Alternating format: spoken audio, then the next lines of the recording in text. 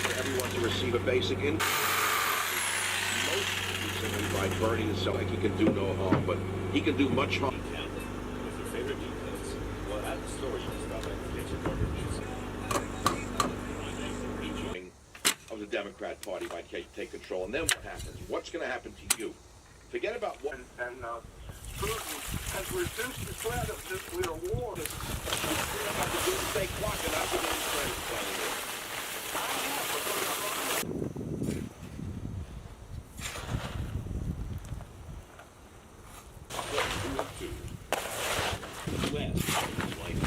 committed to our community. Henry is a renowned health director and president. This special time out to recognize and salute the men and women in uniform who are standing 6147 or visit www.blossomridge.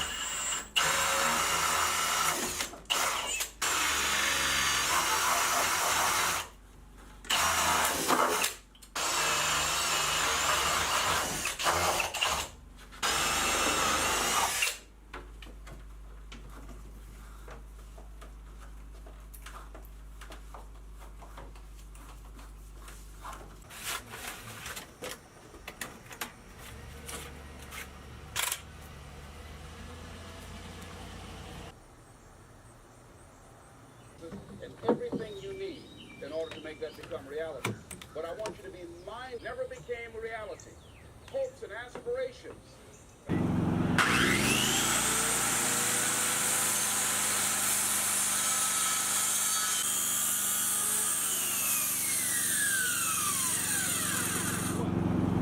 Absolutely not.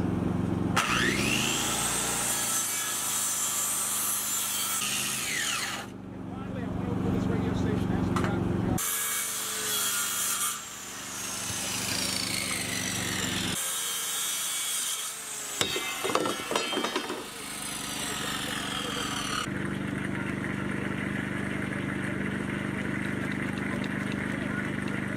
You gotta look at the people in your life to find out what kind of person are you becoming because of that relationship. Some used to say, birds of a feather flock together. There's no...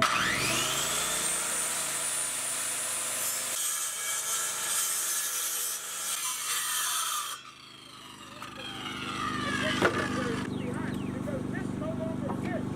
Looking at where you want to go and the kind of person that you keep on doing what you do.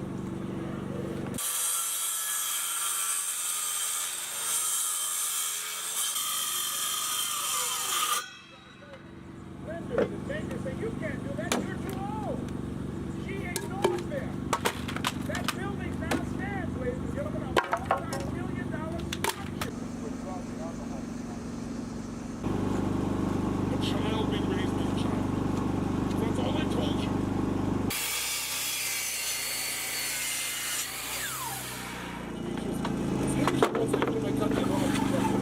Some of you may be old enough to remember. Does anybody here remember that story? You're right. When they get stretched, if you can find the hunger inside.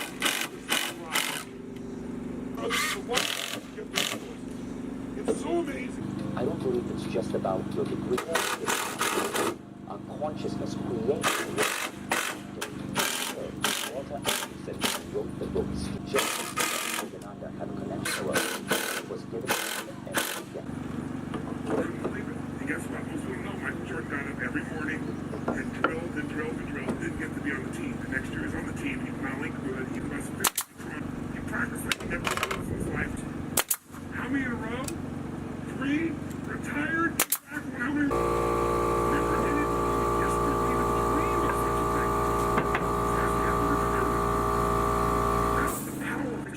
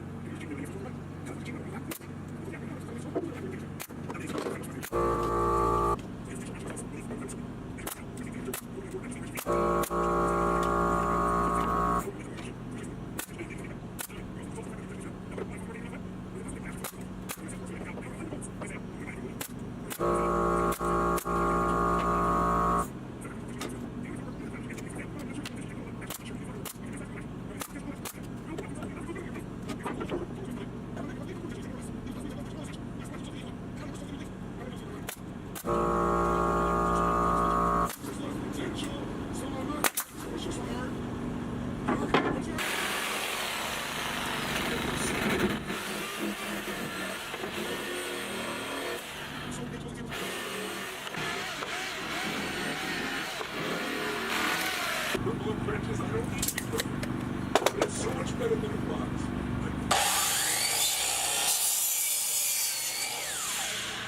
I should be. So what's an area of your life that, honestly, to look at areas and say, I don't like it. This is your career. It's not where you want to be. And then answer for a moment. And what you need is wake up, this change in perception. When life doesn't match how you think it should be, blame something. And eventually, something would change your life. Or, it's worthwhile being loved while you wake up. Yeah, also within our control. And that's how we become these 3 children. Why did they have to be your blood children? And she finally said, well, maybe one reason we're talking in that way is because he can feel.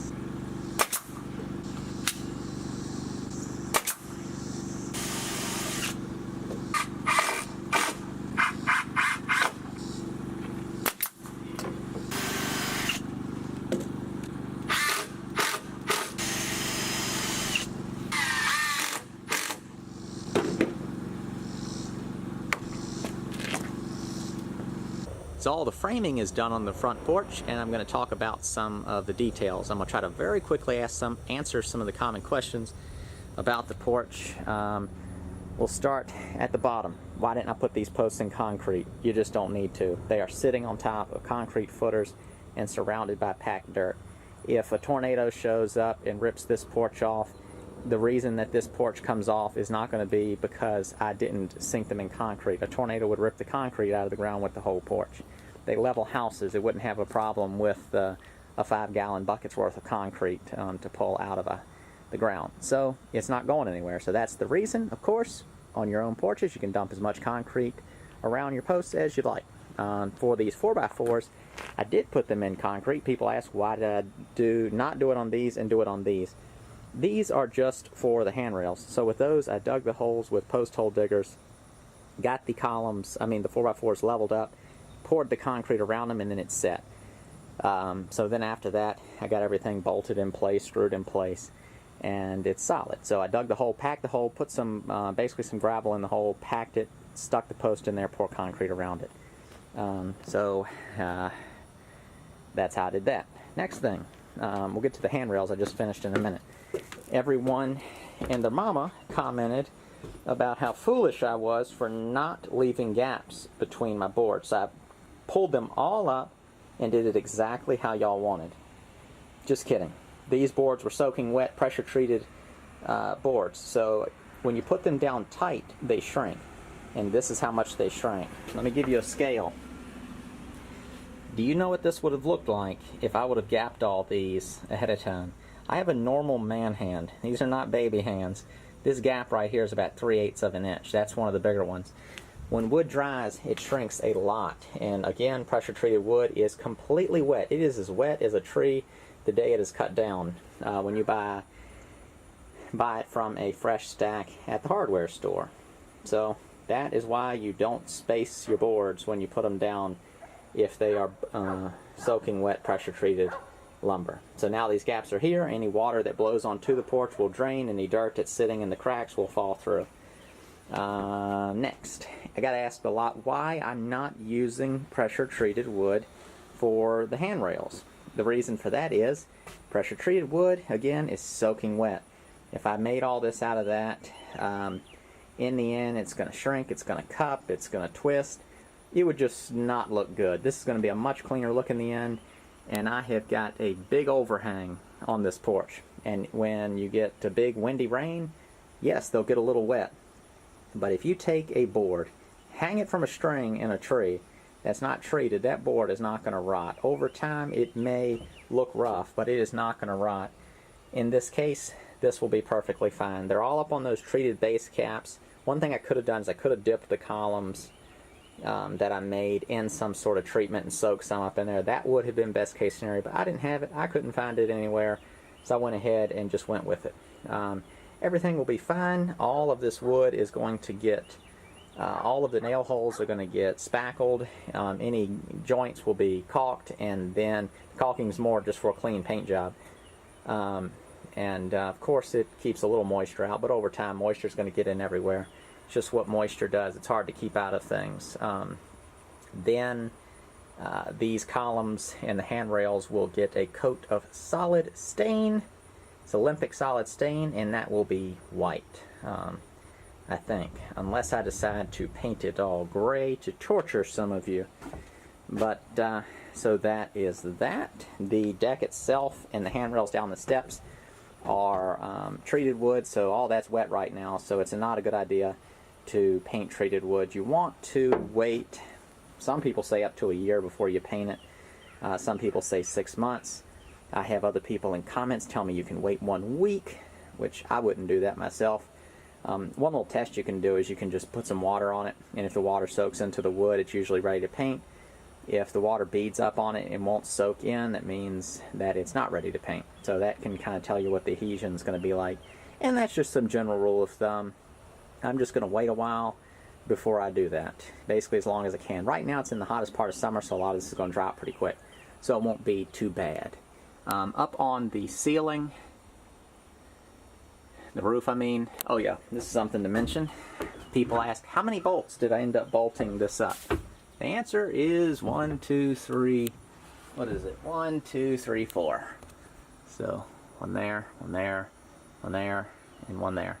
And it's also Tapconned and the powder actuated nailer. So that's what that tool is y'all see me hitting that a lot of you seem to like so much. I might go back in here and put joist hangers in.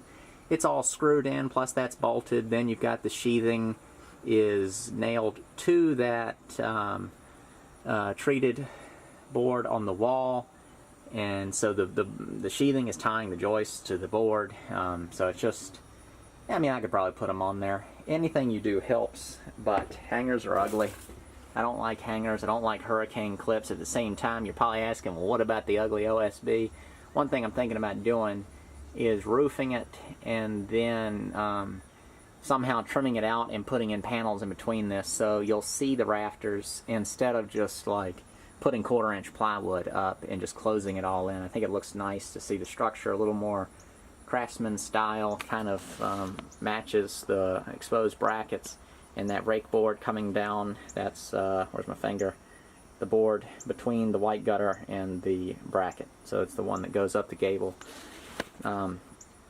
So that's that. Let's take a look at these handrails. So we've got the main column, then we've got this little half column here, and then these handrails I didn't quite get my alignment right, so I had to do some funny business. So you can see I wanted them to where they came up, you know, right in them.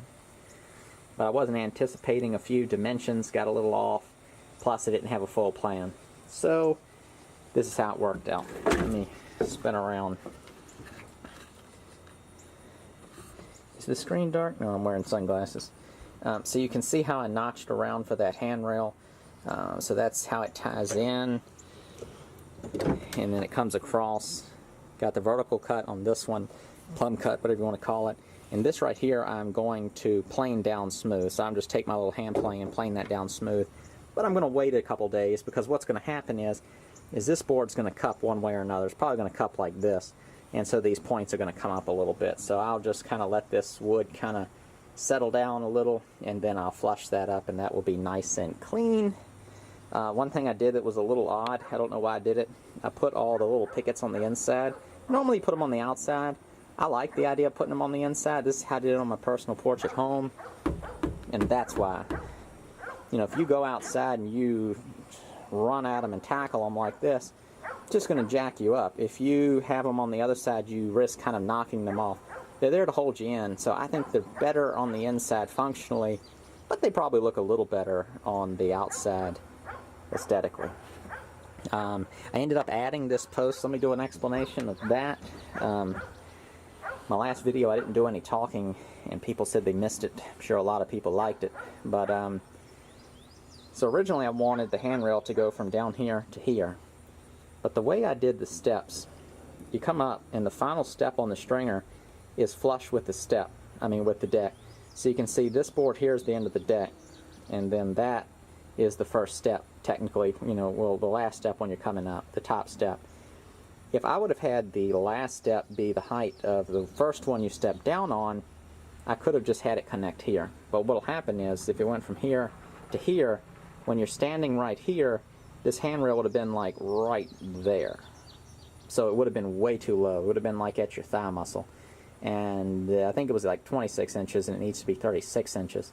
So by putting this 4x4 here, that brings this point out. So you can see where this handrail would have continued. I would have had to have this post be like that tall to make the handrail up to code height here.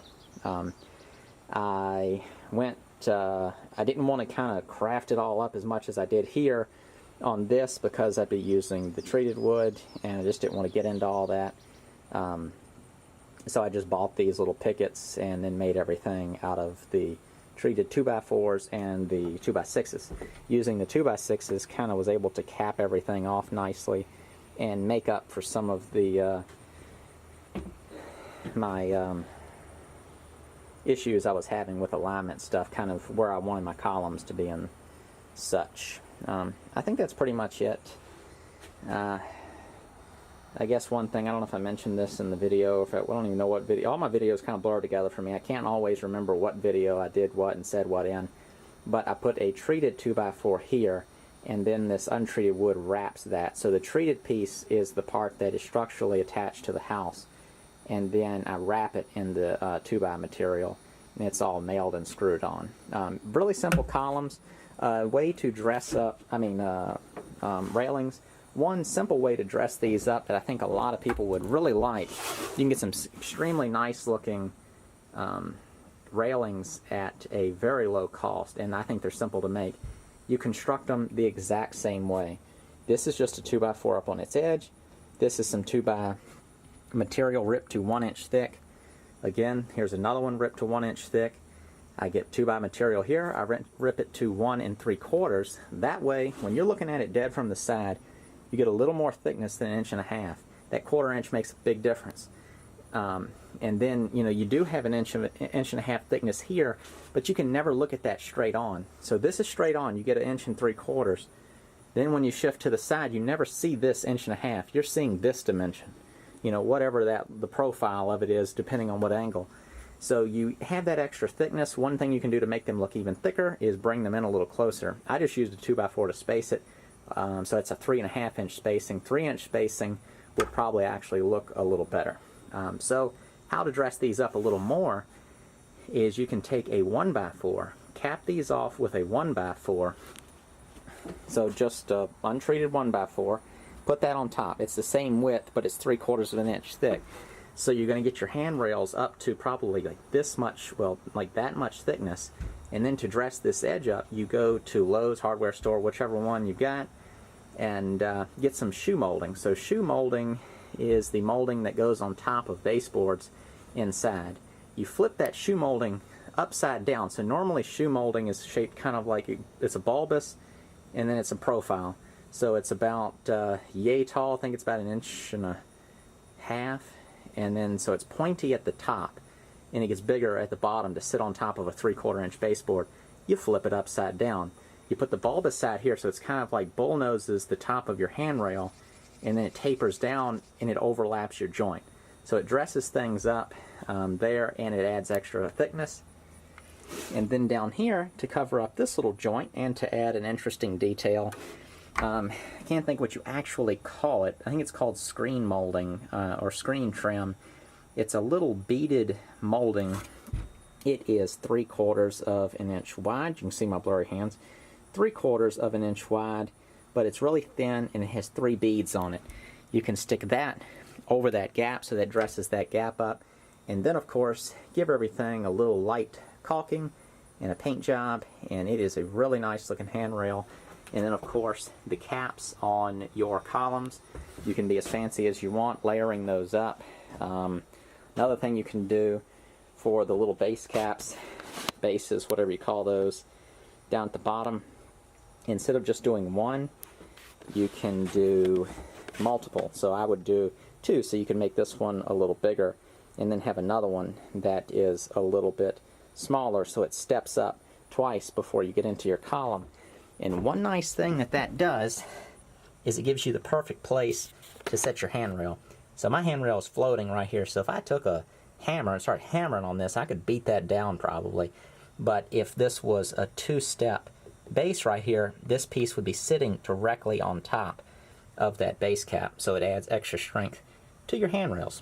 And pocket hole jigs are really handy for building stuff like handrails. You can always come back in here and fill these with putty of some sort, or the fillers, the wood fillers that they make for this. And by the time it's all painted up, it's going to look nice. One thing about working on houses is things don't need to look as flawless as like furniture, because you're not usually looking at things as closely as you are with a piece of furniture. Everything's kind of backed off just a little bit. You're standing out in the yard looking at it. But certain elements, for example, on a porch, you are closer to those. You might be sitting in a chair right here so you can see certain things closer. So adding those extra details like the shoe molding and the little trim piece down at the bottom looks nice. Whereas things like these brackets, details up on here, if you got too intricate, you really wouldn't even see that stuff, or you wouldn't really get much out of it. So that is pretty much it for the construction of the porch. This is slightly a little more elaborate of a porch than this house really needed, but I thought it would be kind of a nice video to make. But it was a big commitment to actually do it all. I'm glad you all have been enjoying it. One last thing to say, I will put gutters on this. I don't know if I'm going to put a fascia board or not. I might just mount my gutters directly to the rafter tails and leave that exposed. Again, that all depends on how I kind of deal with the underside. Next up, getting these lights mounted. Going with 2 lights on either side of the front door. I think it looks nice. Everything on this house is pretty symmetrical, except for where the porch is located on the house. A little off center, but so I think 2 little jelly jar lights right here, $5 each, will be nice, and one in the back. Have that connecting power as their strength. Now, can any man become more love-driven? In a world where they feel uncertain.